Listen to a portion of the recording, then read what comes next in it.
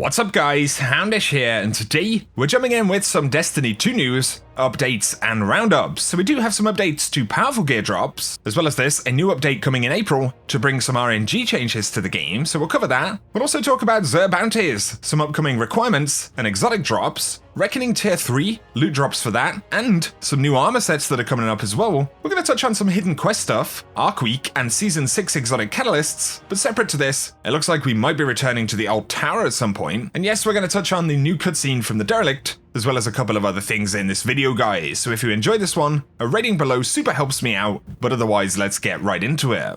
So we're coming to the end of a pretty busy week inside of Season 6, we've had quite a lot of content, and with things like Tier 3 Reckoning requiring 680 power, or folks simply grinding to 700 power, of course there's been a lot of conversation about powerful drops in the game, which have actually been bugged for a little while. So basically most of the powerful drops are kind of giving the minimum reward power bumps. Bungie said they have a fix coming for this in the form of hotfix 2.2.02, and DMG has separately confirmed that that one should be dropping next week. So it's taken a little while, I know, there has been a lot of frustration about it, but next week we should get the hotfix and powerful drops should be improved. On top of this, the update's going to deliver some fixes for the Allegiance quests, but on the subject of power leveling, Cosmo did respond to some feedback and said the takeaway here is that the milestone progression system makes you play content that you don't enjoy and that you would rather have a path to power up where you can play the activities you want. Duplicate power drops in the same slot are frustrating, and you'd like us to implement some sort of duplicate protection, and the enhancement core economy is making the power climb less fun because you can't equip the gear that makes you look and play the way you want to.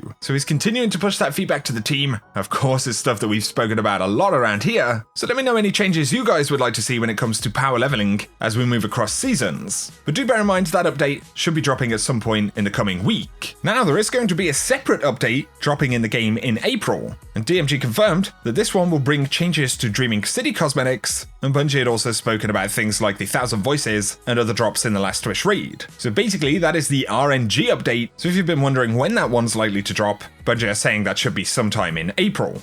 Now though, let's move on and speak about Invitations of the Nine a little bit. Of course, firstly, Xur arrived yesterday, still rotating Forsaken exotics. Bear in mind that the Faded Engram will still drop Year 1 stuff, but Bungie do plan to update this one in the future. We can now pick up Bounties though, and these will give us the Invitation of the Nine. This week's bounty required us to complete the Lake of Shadow Strike, collect Cabal, Fallen and Taken samples, so fairly easy to actually get it done. And then after this, of course, we get the pretty cool cinematic content and a powerful reward. But in terms of other bounty examples, there will be quite a few to complete different strikes and collect those materials, but there's also going to be one for PvP, so complete Crucible matches in the Quick Play, Rumble, and Competitive playlists, and we'll need to do 3 of each. And of course, because Xur only offers 1 bounty a week, it does look like at some point we'll have to jump into that PvP stuff, but Cosmo has confirmed that we can complete these at our own pace. So essentially, if you miss an Invitation of the Nine one week, it doesn't mean that you're going to be locked out of that content, you'll simply see the next invitation the next time that you pick up a Xur bounty. So there is this kind of rolling system, and if you skip out a week, you'll just be a little bit behind.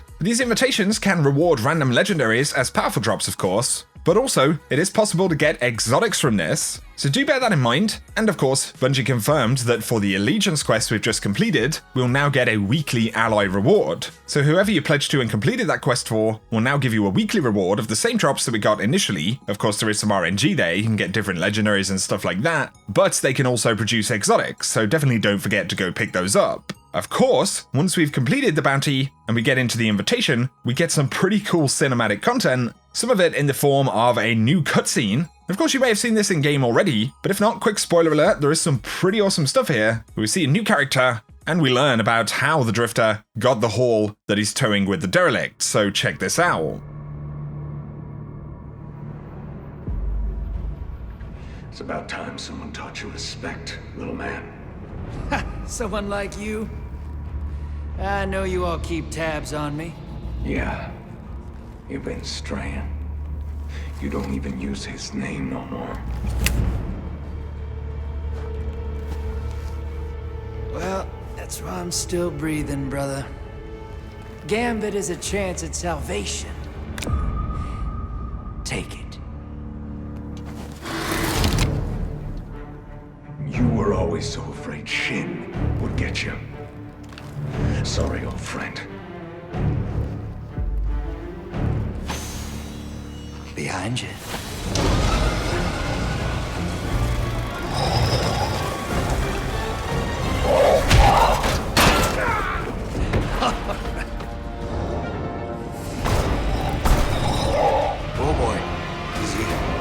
Easy now.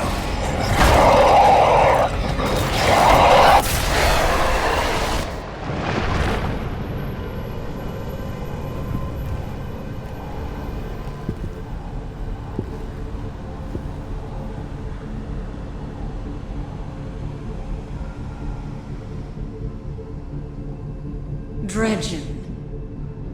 No, not anymore. It's Drifter now. You have proven yourself worthy. Accept this gift from the knife. A gift? What gift?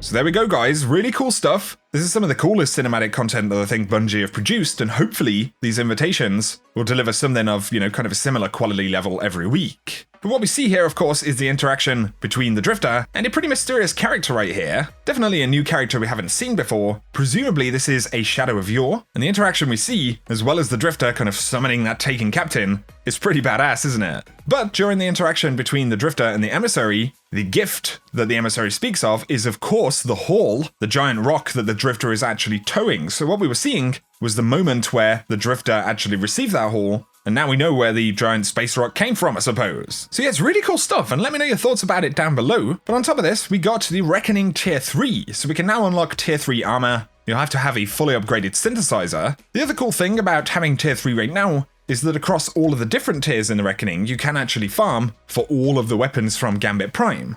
I'll look into what's what on the drops and where they actually drop because I can't remember right now, but the mechanics for this are fairly simple. Basically, it's the same as the Tier 2 initially. So you have the starting room, and then you push up the bridge. Of course, enemies are higher level right here, and the big guys that spawn in either side of the capture plates are definitely pretty troublesome. You'll want to take them out really quickly. They have these very aggressive stomp mechanics. But then the final boss is, of course, the Lycanus of Oryx. There's been some mixed feedback on this encounter itself because it's not as kind of mechanic heavy as a lot of people hoped it would be. You can essentially burn the boss down, and you just have a time limit. The main thing that's really making it difficult right now is going to be power level. So let me know your thoughts if you've jumped into Tier 3. But one of the things we were speculating about was that the Arbalest, the new linear fusion rifle, was going to drop inside of this mode, and currently no one's managed to pick it up, so it looks like this one is still potentially gated out. Once again, it's listed to be a random drop, but there's no record of anyone actually having it. So it looks like this one will be a drop for next week or beyond.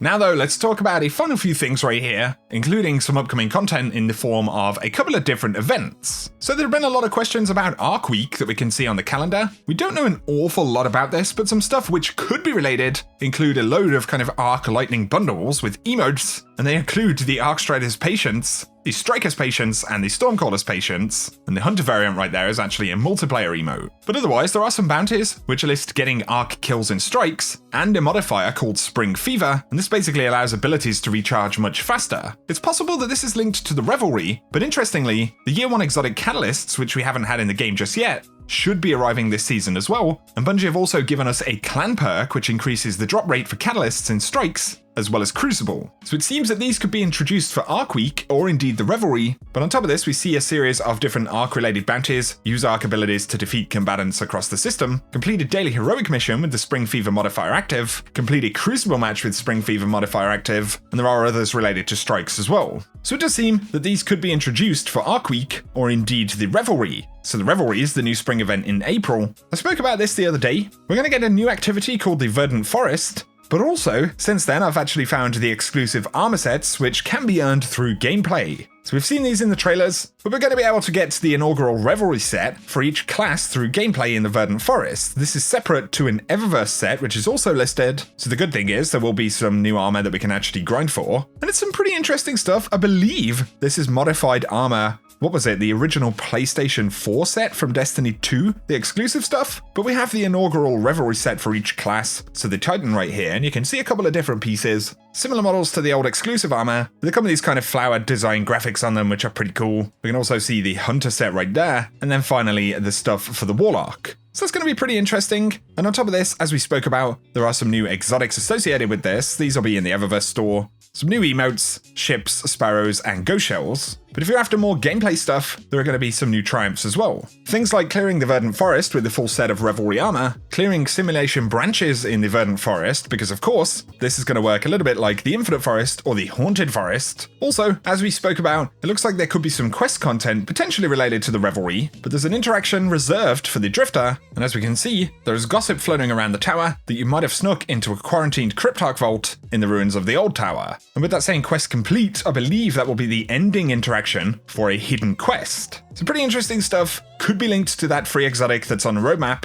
much like the Thunderlord was a free seasonal quest, and it took us to the Cosmodrome back in Festival of the Lost, which also featured the Haunted Forest. It looks like we could be seeing a pretty similar thing right here. I know I did speak about some of that stuff a day or so ago, but that video actually didn't go to notifications for most of my subscriber base, strangely, so it could be one that you missed out on. Apologies if it wasn't. But otherwise, that is going to summarize the news for today, guys. So let me know how you're getting on with the grind, with those powerful drops, whether you've jumped into the Reckoning, any thoughts that you have on the invitations of the 9, or the upcoming content in the events that we're going to get. As always, I would love to hear your thoughts below. But if you have enjoyed this video, a rating below really helps me out. And if you're new to the channel, be sure to hit subscribe, turn on notifications if you want to keep up to date with everything. But otherwise, guys, thanks so much for tuning in, and I hope you have an awesome day.